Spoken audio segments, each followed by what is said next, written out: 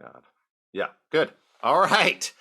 Hey, greetings, everyone. I'm so excited to be introducing Paradise Engineer, aka Angel Warwick, to the channel. Angel Warwick is a poet living in the south coast of England who has been published in Shallore magazine, the Havoc Anthology, Time and Tide Anthology from Arachne Press, Oracle Bone, as well as Reza Press's Multimedia Poetry and Art Journal. He's also a longtime user and moderator of OCPoetry and a lover of bicycles, booze, and a beginner chess player. And I'd love to return to that chess idea a little bit later on, Angel. And I'll drink to all that. It's fantastic to finally be able to convene a kind of a mod meeting. So tell me, how'd you get involved in OCPoetry? Oh God, yeah. No, it was years ago. I've been writing things anyway, just sort of here, there, and everywhere, just writing the scraps down. And yeah, I think I tried initially to post on r/poetry, and I got told off. And I found OCPoetry, and they just started posting loads on there. Just sort of learned from yeah, getting things wrong and getting some really good feedback. And yeah, no, it's this nice little community. Awesome. And had you been writing a lot of poetry before then? No, I didn't really know what I was doing. I kind of like I really liked, my parents had when I was younger, they had some William Blake, Oh, some great. Sylvia Plath, and lots of Oh, Ted great. Hughes. My mum really loved Ted Hughes, Okay. and I'd sort of pick them up from time to time, like maybe when I was about 14, 16 or something like that. I was like, oh, Sylvia Plath, she understands my angst or something like that, you know. Awesome. I kind of got into that. Awesome. Well, both of those poets are close to my heart. I'm a Boston boy myself, so yeah, they live together on Beacon Hill. So taking a look at your poetry, Angel, I think it's just really fascinating development I see in your style. And I don't know if you can see up sharing hopefully the PDF you sent me. We can start and look at this poem, We Dig the Pig. Perhaps you'd give that a read for people. Do you want to read it out? Let me just I'll get it up on my phone so I remember it exactly. Because I got it in my head, but it's not always I might not get all the words right.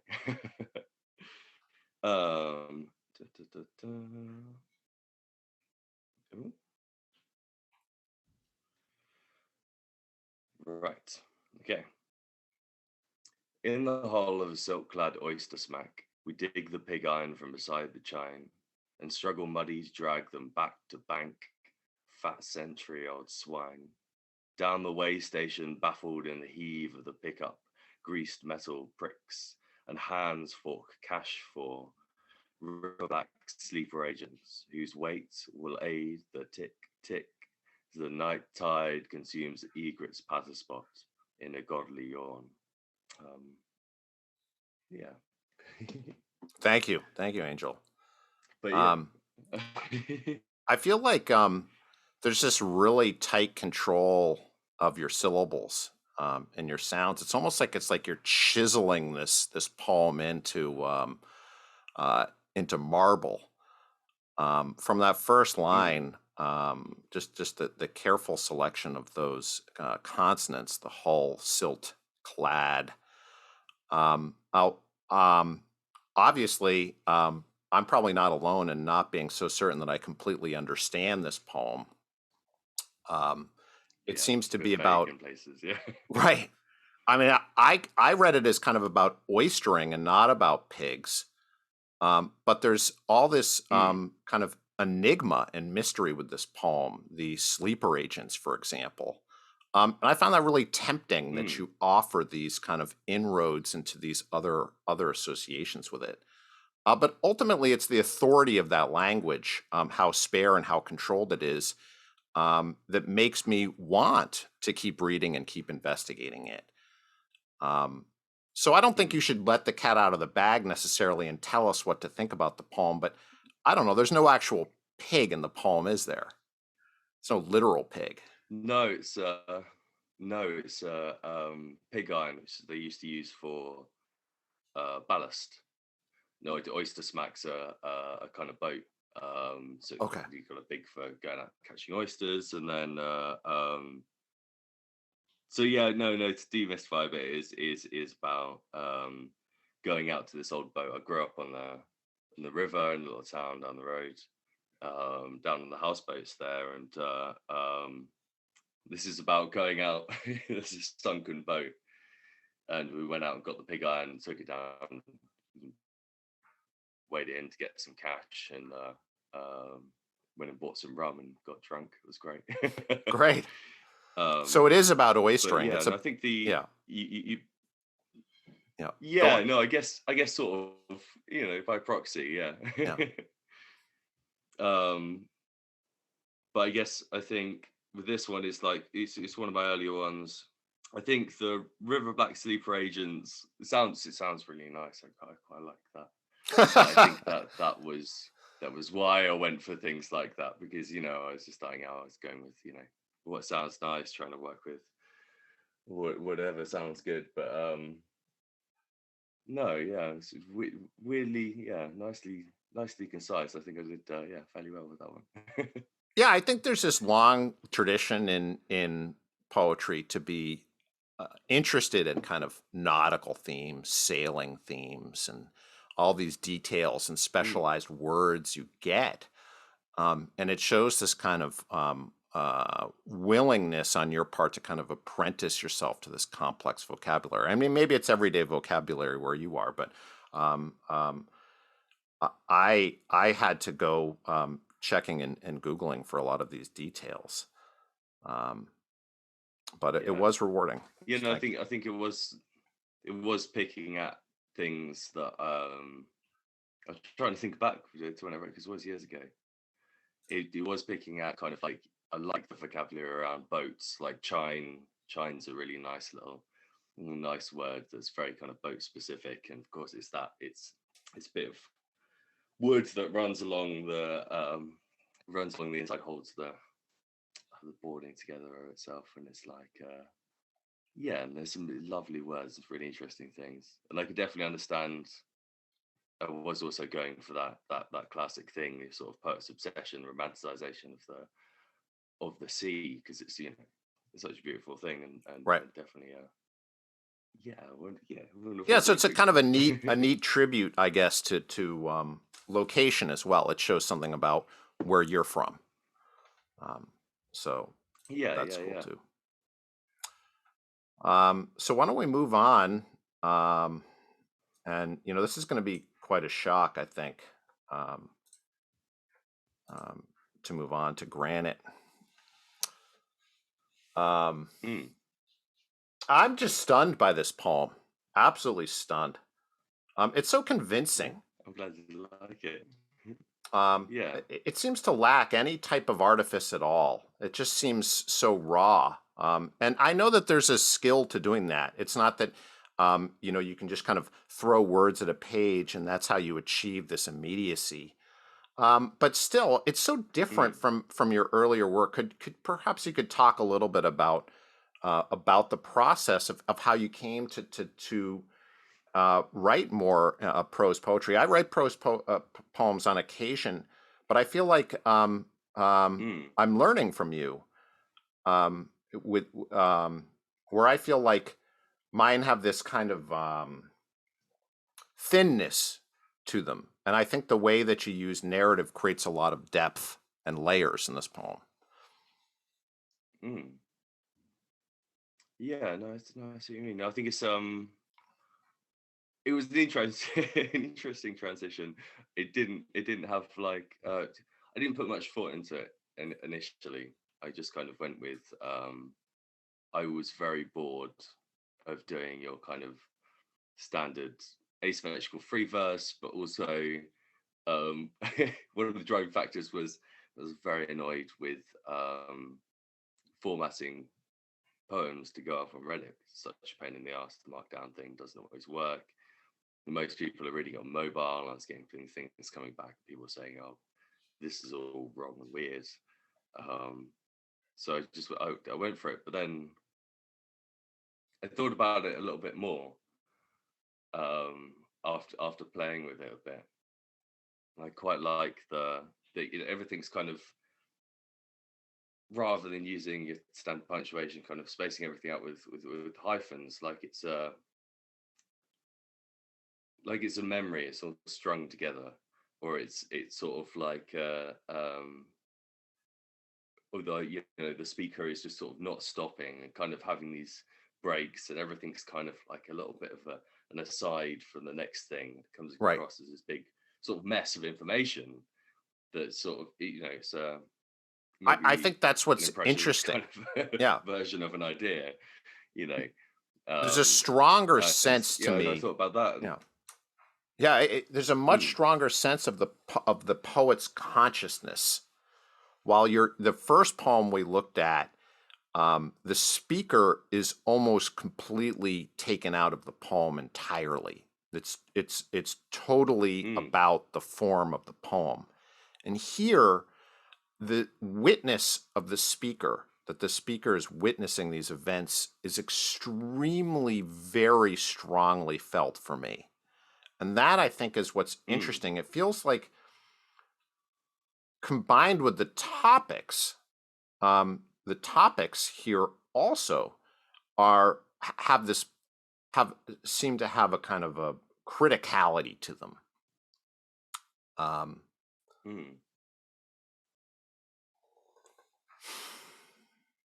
But do you mean as in you talking about with the first one with We Dig the Pig?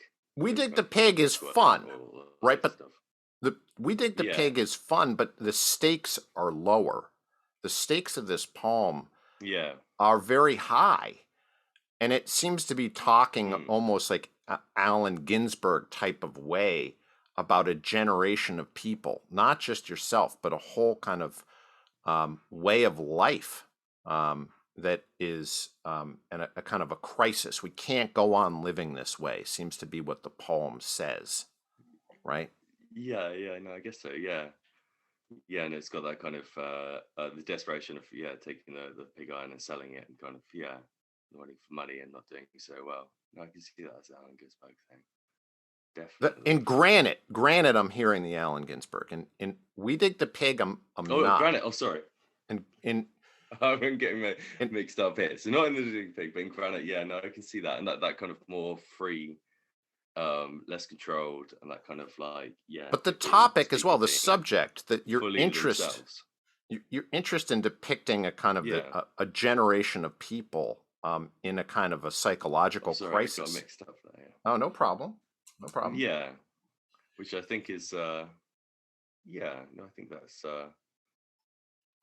it's funny you see that, because I always thought of it as a very kind of individual moment. Of course, it speaks to lots of people's problems, and I have problems there. It's exploring the problems that people go through in their lives. But I never thought it as a full generation. I just thought it's maybe some people might also relate to that, might also understand those kind of things. But no, it is interesting. It is interesting to speak about. No, I hadn't thought about that at all. It's all going to me now.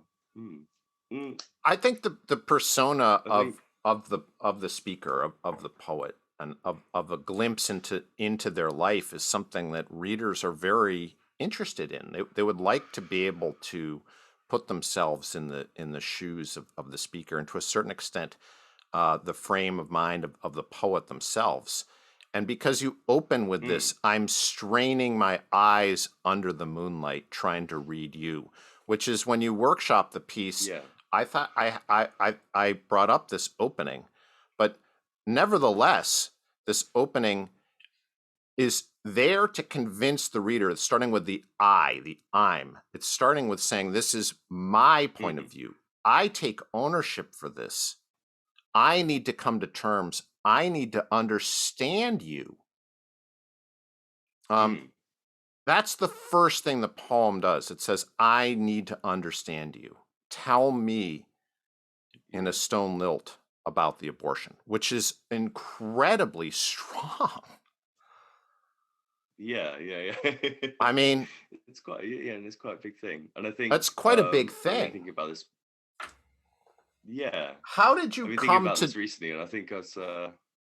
how did Oh, you sorry. come to be able to tackle this type of subject matter? What made you want to write about this?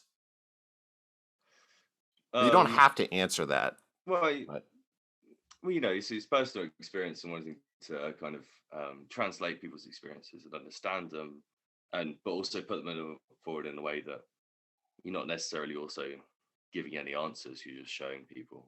You're showing people the things that happen around you, the people that happen around you. Everybody has these things that happen to them, you know.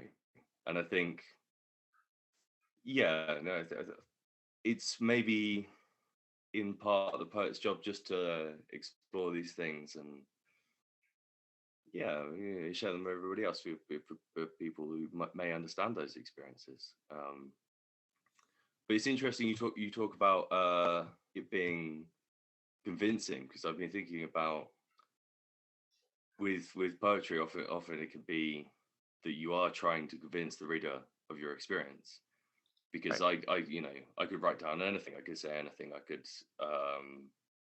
talk about any subject and know nothing about it, um, and or it could be fully personal to me, but it's how how you piece it together, like you're saying with this opening line.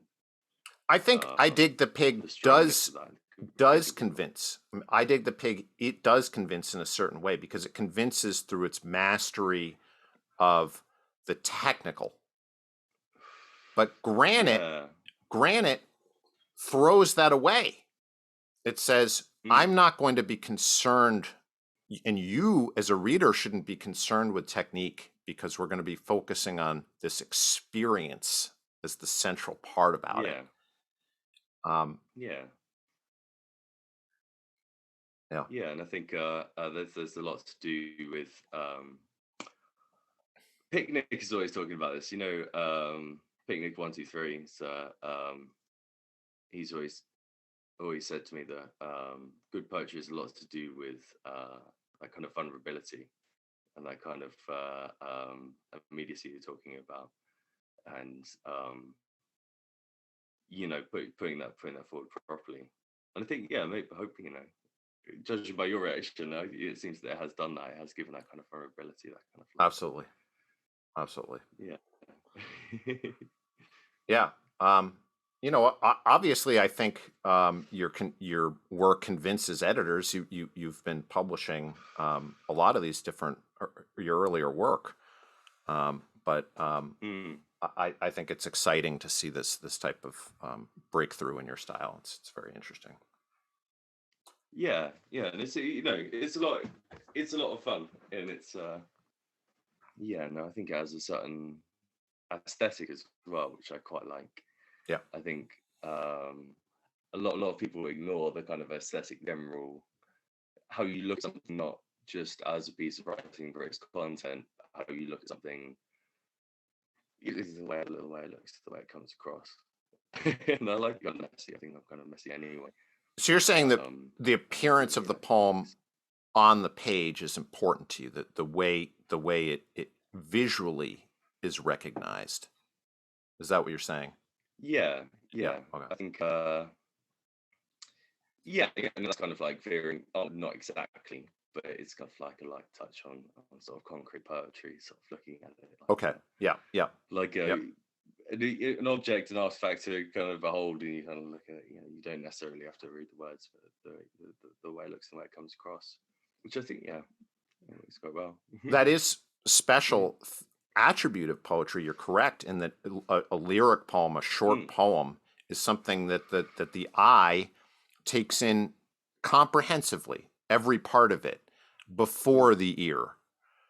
At least if you're reading it on a page. If you were giving a reading in front of people, if you were performing this, that wouldn't be the case. But in general, most of us, our first encounters with a poem is going to be visual.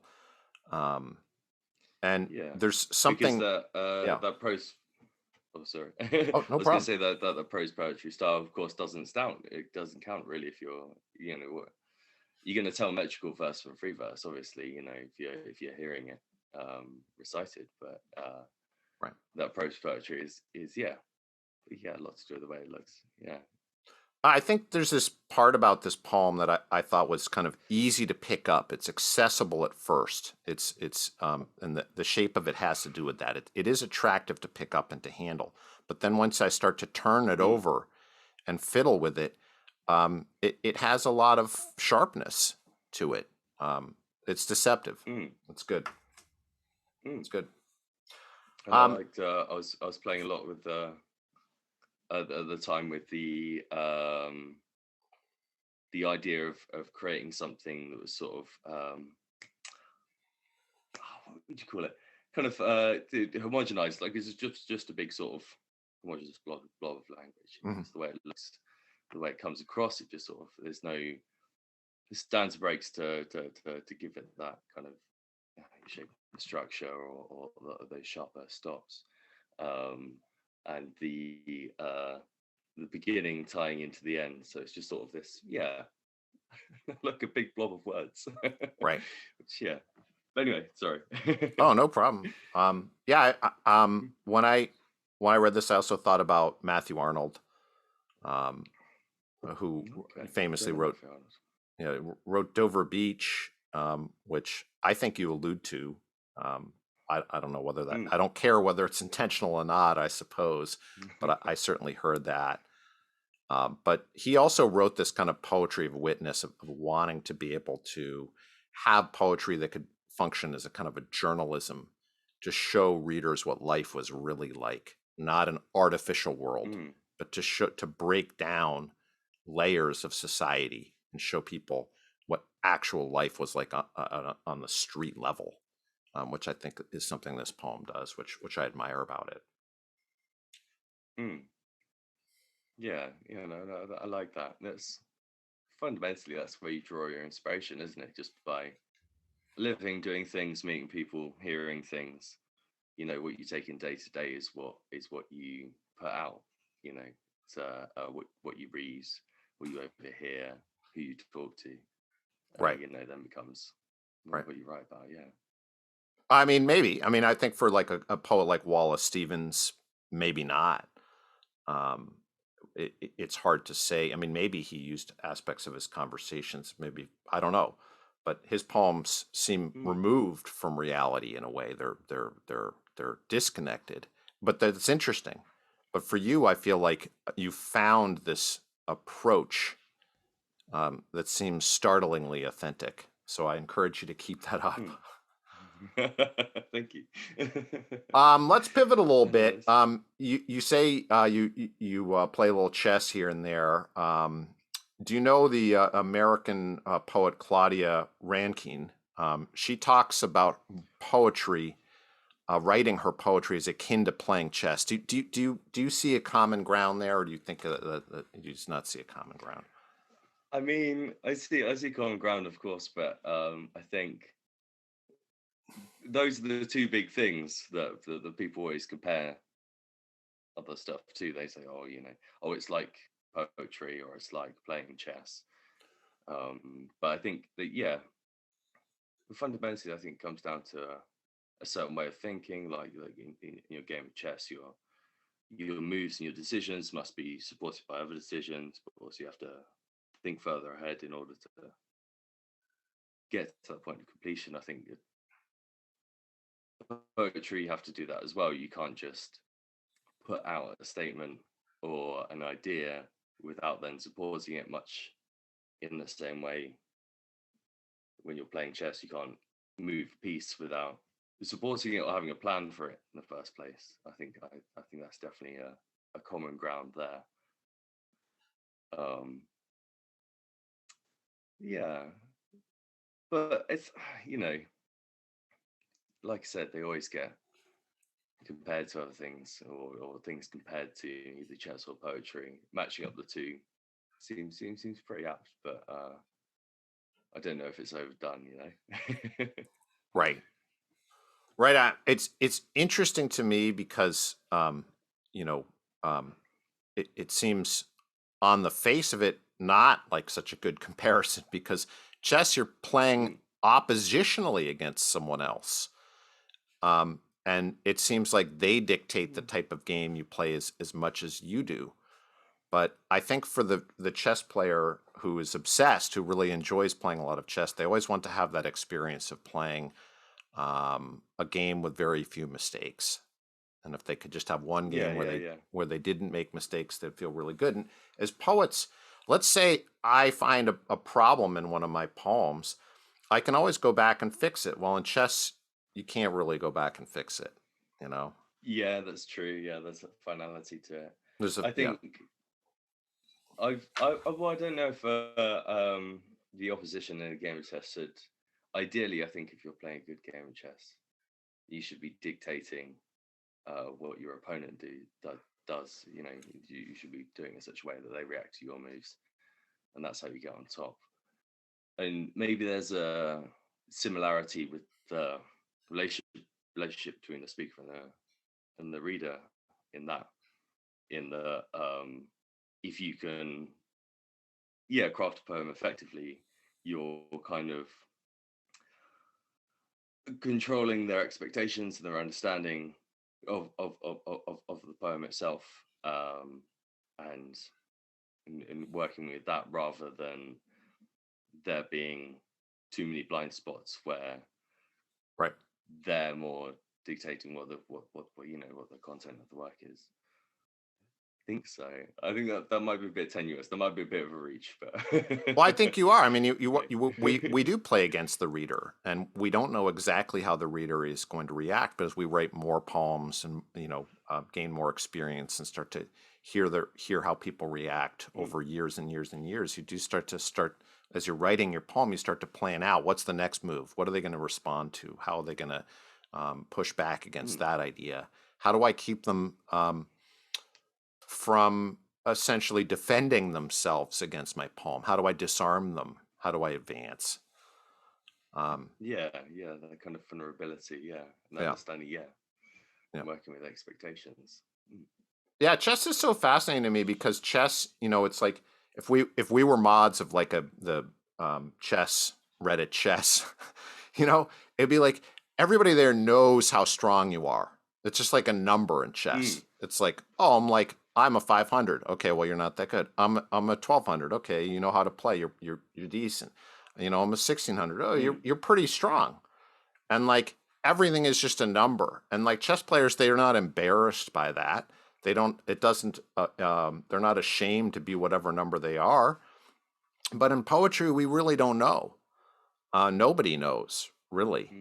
And we play chess in this kind of wilderness or darkness. It's very difficult, I think, for us to try to give good advice and good feedback to this community because I think you and I, if we were looking at someone who's very new, we would be like, yeah, obviously this poet's very new, but they don't know what they're doing.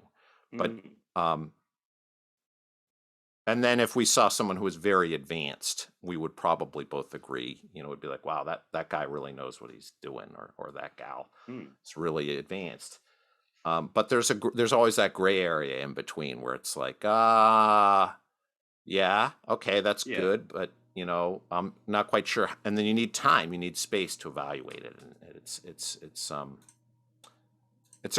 Absolutely. it's an individual journey. There's no one number.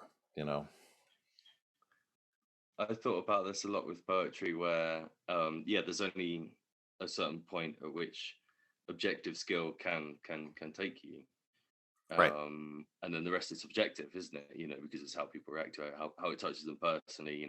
Someone who's only ever written 3 poems before can write a poem which will affect people in a really interesting way, and they'll really enjoy it, and they're going to affect a lot of people like that. But I guess, and when you look at chess, there are, it's pretty much fully objective, even though you have so many possibilities. Much the same with a poem. Writing a poem is you have so many possibilities once you start, and it's similar like that. But it's more objective. It doesn't chess doesn't really appeal to emotional side of the visceral side, the visceral side of of people, yeah. The Yeah. subjective side. Yeah. I mean, I do think Mm. you certainly myself, when you sort by new, you see so many poems, and so many of them are broadly similar in their mistakes that people are making these kind of same opening Mm. gambits. They're misplaying their first move. It's like, no, you can't open on the board Yeah, that way, dude. You can't move that pawn that way. Like, that's just a mistake. And you see it over and over again. yeah. But it's hard to come down hard on people and be like, never do that. And like, sometimes I say that, of course, but like, you have to learn from your own experience, I guess. Mm. Unlike chess, where I mean, I suppose you could just buy a book on poetry which tells you, do this and write this way and play that way, but it's not going to Mm. work anyway. And Mm. I Yeah, think absolutely. your development here shows that you threw out a lot of these rules that you had internalized. Um, and Mm. it's not that you're not using craft. It's not that you're not using technique. It's not that you're not very, very considerate of what the reader's expectations would be and how to work with them. But you had to Mm. discard your old theory in order to write this new poem. Mm. Yeah, and yeah, I think it paid off. I hope it paid off. Yeah. So, besides the poetry and the chess, what I hear from this community, I think you hear the same thing from our people on OCPoetry, is they're looking for new ways to engage and deeper ways to respond to one another's poems. And that seems to be something we as moderators are talking about as well. And I know you've put a lot of effort into trying to help people and try to be more engaged, and try to facilitate ways for people to um, not just have this kind of drive-by approach to one another's work. Um, Mm. what are your thoughts? Where would you like to see OCPoetry go next?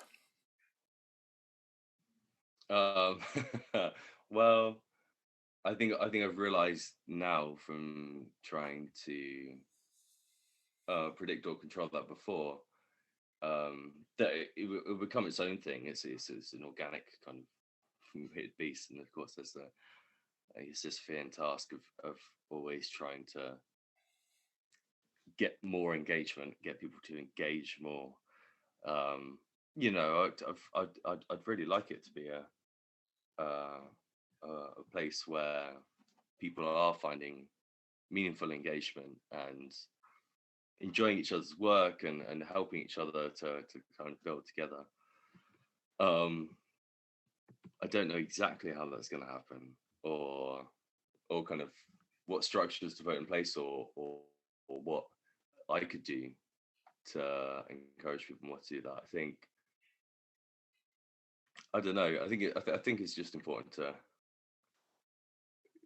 uh, always encourage people to be involved in each other. If you find somebody you're interested in, you like the work of, or you think maybe echoes yours a little bit, to just begin opening dialogue with them and engaging each other and exploring ideas. It's a hard thing with such a big community, an ever growing community. So I think what you're saying is you would like So, people to be more proactive in building friendships and relationships beyond the posts, to chat or to talk and to connect, to kind of make mm, those friendships. So just use OCPoetry as mm, a starting place for meeting people maybe who have similar ideas to you, then you can develop together. mm. Yeah. I think that's why I benefited definitely from the community, was meeting other people that are interested in, maybe sending them a message and saying, oh, could you Right, help me look at this poem, or I right. really like this, could you tell me a little bit more about this? And it can all happen on the sub as well, but yeah, no, just as a whole, getting I've those felt the same people way. together. I've felt opportunities I've had where I can communicate with people, kind of parallel to the sub a little bit, has been really satisfying. Mm, And some of those mm, friendships have just been really, really interesting, challenging perspectives. Um, um, Mm, where I've reevaluated some of my own assumptions. So I think that's one of the most yeah. valuable things is where I stumble across people who really do have a lot of experience, and really have dedicated a huge amount of time to considering poetry carefully. And I hate to say that, but it's sometimes a little bit of a surprise to find people like that. But it's so exciting when Yeah. I do, you know? Um, Yeah, it's and it's funny, on the internet, of course, you don't know if somebody makes a comment in your poem, like where they're coming from, correct. whether they've got an MFA or they're just kind of like they're just starting out. You don't know, You don't. where they're beginning. Sometimes you have an inkling. Sometimes you have an idea that how much people might Mm, know. But yeah, I agree. or It's you yeah. mm, you take people like I know you really love Nigel T. Mooseballs. His poetry is really really interesting, and I've been talking to him recently, and I didn't realize that he hadn't been doing it for so long. He just kind of like started out, but he's got these ideas, and very very very interesting way of going about it. I I'm like that he's like, open to engage. That's what I like so much about his personality and the way he presents himself is he doesn't close down, kind of, ways to reevaluate and to think about his project and what he's up to. And he's been very receptive. mm, And sometimes you comment or, I troll people, and, that's totally fine. Some people get mad and they're like, they really don't like it. And I think that's fine too. It's just mm, really refreshing when I have people who, um, um, really do want to engage. And sometimes then I find, there are things that I can do better as well, and things that where I have blind spots. And so Nigel's just one of these mm, people who's very refreshing, who's very open. Um, yeah. so that's I think why he keeps kind of popping back in on the channel, I suppose. You know, Yeah, nice guy. I like Yeah, regulars. I like people yeah, and I who think come the back. people. Yeah, yeah, Mm. Yeah, yeah, I was coming back for more, yeah. yeah. And building, you can see the progression. And that's really interesting. I quite like that when you'll see someone, they'll be doing the same kind of thing, and then out of nowhere, they'll have something new. And Right. you're like, Yeah. what's that, I think Nigel has progressed, and I do think he has, started to find a little bit of a rhythm. So yeah, that's exciting. Mm, And you don't, I mean, we all have better and worse days. So I never want to say, like, if someone looks at the worst poem that I've written, they could rightly just be like, oh, well, Max is just a terrible poet. And I would agree with them in that case. mm. That was a pretty terrible effort of mine. Yeah. But we're all variable, and I want people to Mm, understand, that the same approach you've used, which is like keep trying, keep pushing to adapt. Don't ossify. Keep mm, trying new things. Keep being open to input. I call that radical openness. That's what's so exciting to me about, um, OCP, is finding people who really are open. mm. Yeah, yeah. Yeah. Yeah, yeah, yeah. Moving forward always. Yeah, it's an Exactly. interesting place to That's be. exactly right. Yeah. Yeah. I think, it's all been attempted. I mean, poetry has been around so long, everything has been attempted, but we still have to try. Mm, We still have to try, give it our best. exactly, yeah, yeah. Um, any suggestions for folks who are fans of your work, or just want to chat and engage with you? Anything you would like to, tell folks about what you're working on, or how best to engage with Angel Warwick, Paradise Engineer? Oh, I don't know. I mean, the best way to engage with me is to send me a message and ask me some things. I'll probably get back to them, but I don't expect I've got any fans. But uh, no, not too much advice on that. All right, so it sounds like you're always open um, to receiving a DM, so people can reach out and, yeah, yeah. ask your opinion on stuff. And I do think you probably do have some fans. Count me as a fan, Angel.